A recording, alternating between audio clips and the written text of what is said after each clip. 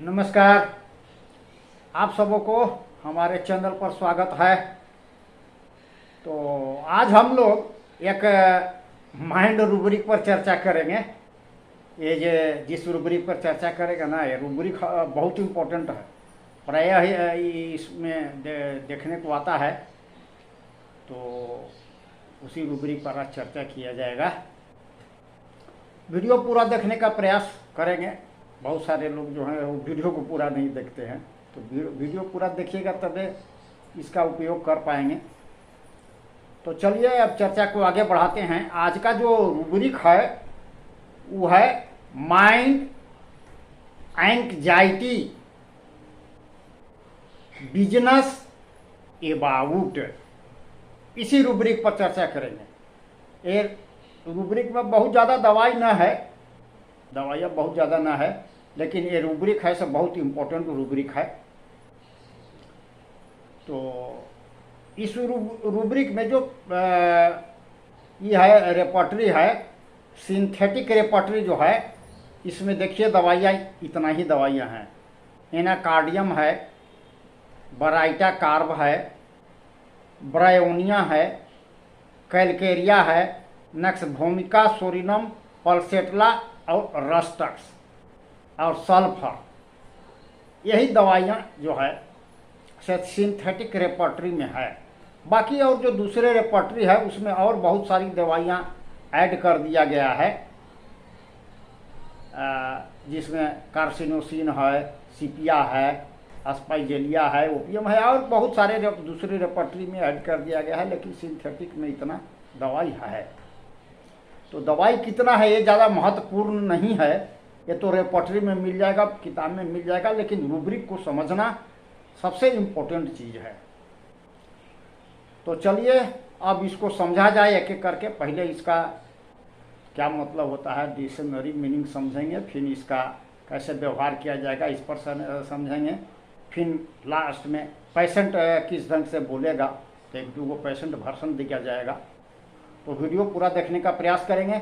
और आगे बढ़ने से पहले भाई तो आप सबसे निवेदन होगा कि जो लोग चैनलवा के सब्सक्राइब न किए हैं तो थोड़ा चैनल के सब्सक्राइब कर दीजिएगा, लाइक करिए, कमेंट करिए और शेयर करिए, ताकि और जोश खरोश उमंग से आप लोगों के सामने प्रस्तुत हो सकूं। तो मेहनत करके तनी करते हैं, तो थोड़ा सा लाइक सब्सक्राइब करने में तनी कंजूसी मत करिएगा भाई। तो चलिए इसको आज किया जाए। इसमें देखिए पहला वर्ड जो है वो क्या है, एंग्जाइटी। एंग्जाइटी को समझना होगा और इसके बाद बिजनेस को समझना होगा। एंग्जाइटी और बिजनेस ये दो ठो वर्ड है प्रधान, और एक अबाउट है। तो चलिए पहले एंग्जाइटी को समझते हैं। एंग्जाइटी के हिंदी में क्या कहते हैं, चिंता फिकीर। साधारण में कुछ हिंदी में चिंता है, कोई फिकीर, चिंता फिकीर है आओ का उसके लेकर के, तो चिंता उसी को एंग्जाइटी कहा जाता है। तो अंग्रेजी डिक्शनरी मीनिंग क्या है भाई, ये फीलिंग ऑफ वरी और fear specially about the future, यानी कि भय, चिंता या अनिश्चय की भावना विशेषतः भविष्य को लेकर करके, माने भय हो सकता है, भविष्य को लेकर के चिंता होती है, अनिश्चय की भावना को लेकर के, भविष्य में होने वाली अनिश्चय की भावना को लेकर के, उसी को हम लोग क्या कहते हैं, एंग्जाइटी कहते हैं। एक डिक्शनरी मीनिंग हुआ। दूसरा एक है an uncomfortable feeling of nervousness और worry about something that is happening और might happen in future।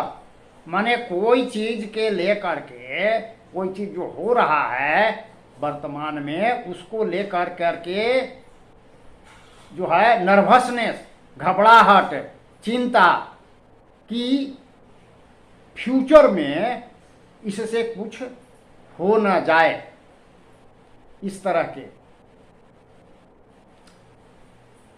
एक है डिस्ट्रेस और uneasiness of mind caused by fear of danger or misfortune। यानी कि एंग्जाइटी क्या है, एक प्रकार के दुख कहिए या असहजता की भावना जो है अपना स्वाभाविक अवस्था में नहीं रहता है, असहज हो जाता है, माइंड असहज हो जाता है। किस कारण को लेकर के? फियर होता है, हो जाता है। क्या फियर? किसके लिए फियर हो जाता है?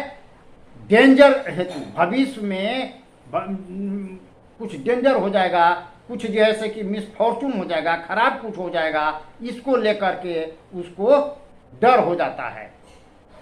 इसी को कहते हैं एंग्जाइटी।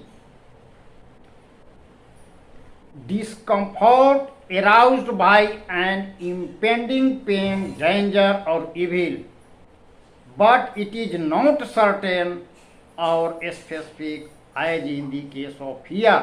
माने कोई इम्पेंडिंग पेन है, होने वाला दर्द है या कुछ खतरा है, इसको लेकर करके जब आदमी डिस्कम्फर्ट, असहजता की फीलिंग जब होने लगती है तो उसको हम लोग एंग्जाइटी कहते हैं। अब देखिए, एंग्जाइटी और फियर दोनों चीज़ है, भविष्य के लेकर के हो रहा है। लेकिन एंग्जाइटी और फियर में क्या है कि एंग्जाइटी में माने जो जिसके चलते चिंता हो रहा है वो कारण जो है स्पेसिफिक नहीं होता है, वो निश्चित कारण नहीं होता है कि हाँ इसी निश्चित कारण से उसको एंग्जाइटी हो रहा है। यही है एंग्जाइटी और फियर। आगे आओ तो नहीं सा इसको अच्छा से समझने का पड़ेगा। ये हो गया एंग्जाइटी।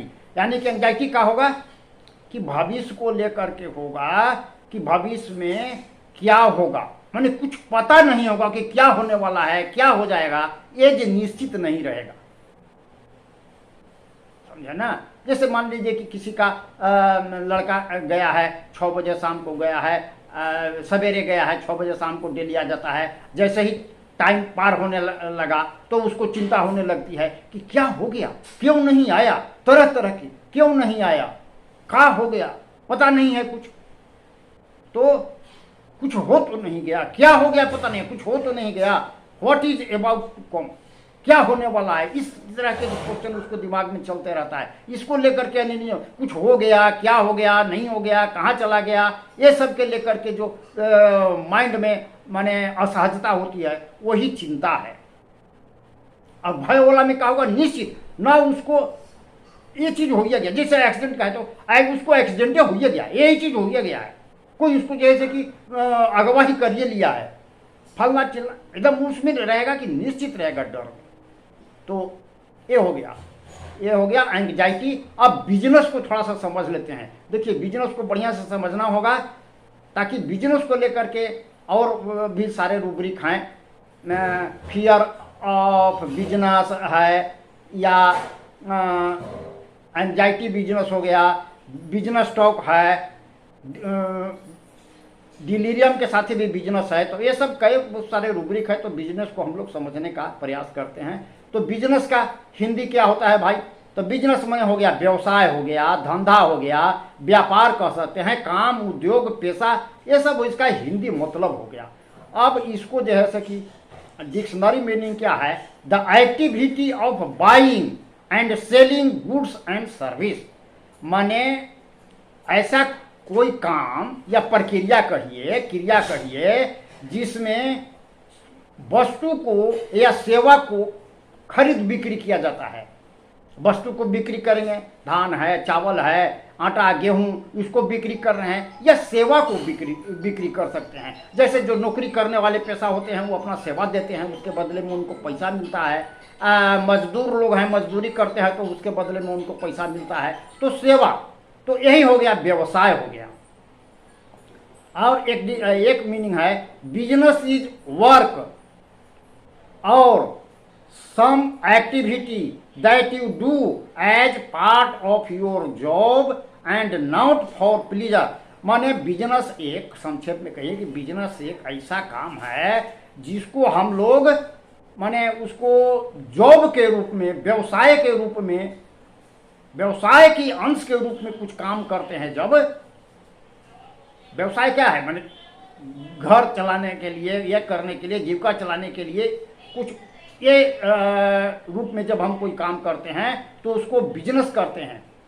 खेल माने जो आनंद प्राप्ति के लिए जो कहते हैं, आनंद प्राप्ति के लिए जो काम करते हैं वो बिजनेस नहीं है। ये जो मतलब है, जो डिक्शनरी मीनिंग है इसका यही मीनिंग है, हिंदी में यही मतलब है कि जो काम हम लोग माने आनंद प्राप्ति के लिए करते हैं उसको हम लोग बिजनेस नहीं कहेंगे। जो हम लोग जॉब के अंश के रूप में करते हैं, कोई काम करते हैं, जॉब हेतु करते हैं, व्यवसाय हेतु करते हैं, तो हम लोग उसको बिजनेस कहेंगे, व्यवसाय जिस जीविका के लिए। अच्छा, ये एक मीनिंग हो गया। और एक बहुत अच्छा जो मीनिंग है, यानी पर्पसफुल एक्टिविटी, कोई भी पर्पसफुल उद्देश्यपूर्ण जो कोई काम है, उद्देश्यपूर्ण जो कुछ हम करते हैं, कुछ उद्देश्य प्राप्ति के लिए जो कुछ भी हम करते हैं उसको हम लोग बिजनेस कह सकते हैं।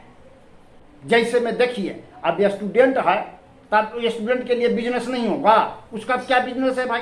तो स्टूडेंट के बिजनेस का ये इस मीनिंग के देखिए, समझिए, ये स्टूडेंट के लिए क्या बिजनेस हुआ? स्टूडेंट के लिए बिजनेस हुआ पढ़ना। बच्चों के लिए क्या बिजनेस हुआ? शिशु है, एकदम शिशु 6 महीने एकदम है, नवजात शिशु का क्या बिजनेस है भाई? तो उसको दूध मिल जाए खाने के लिए, खेलने के लिए हो गया, खेलना बिजनेस हो गया उसका। तो ये हो गया, कोई पर्पसफुल एक्टिविटी जो है उसको हम लोग बिजनेस कहेंगे। माने बिजनेस कहने का एक और है, बिजनेस माने बिजी रहना, being busy for some gain, कुछ प्राप्त करने के लिए जब हम लोग उसमें लगे रहते हैं तो उसको बिजनेस कहेंगे। तो ये सब बिजनेस का मतलब होगा।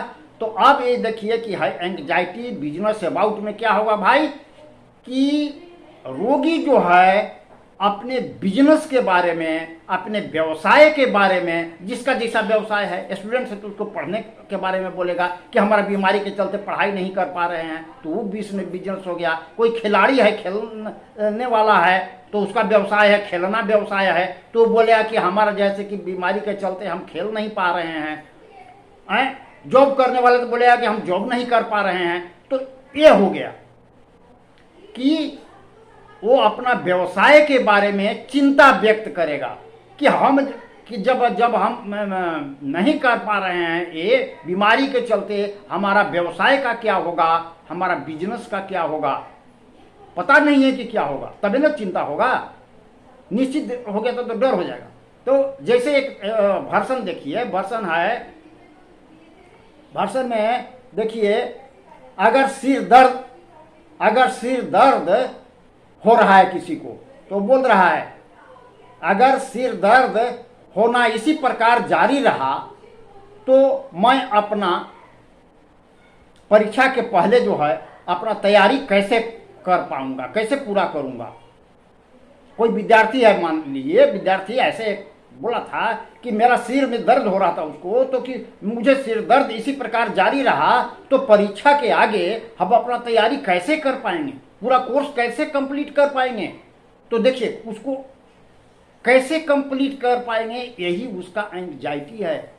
कर पाएंगे कि नहीं कर पाएंगे, डाउट हो रहा है, डाउट हो रहा है, कर पाएंगे कि नहीं कर पाएंगे, कर भी पा सकते हैं, नहीं भी कर सकते हैं। दूसरा है, अगर दर्द ऐसे ही होना जारी रहा तो मैं घर का काम अगर करने नहीं कर पाऊंगा तो घर के काम का क्या होगा, करने जोग नहीं रहा घर का काम, तो घर का काम का क्या होगा, कैसे होगा मेरा घर का काम।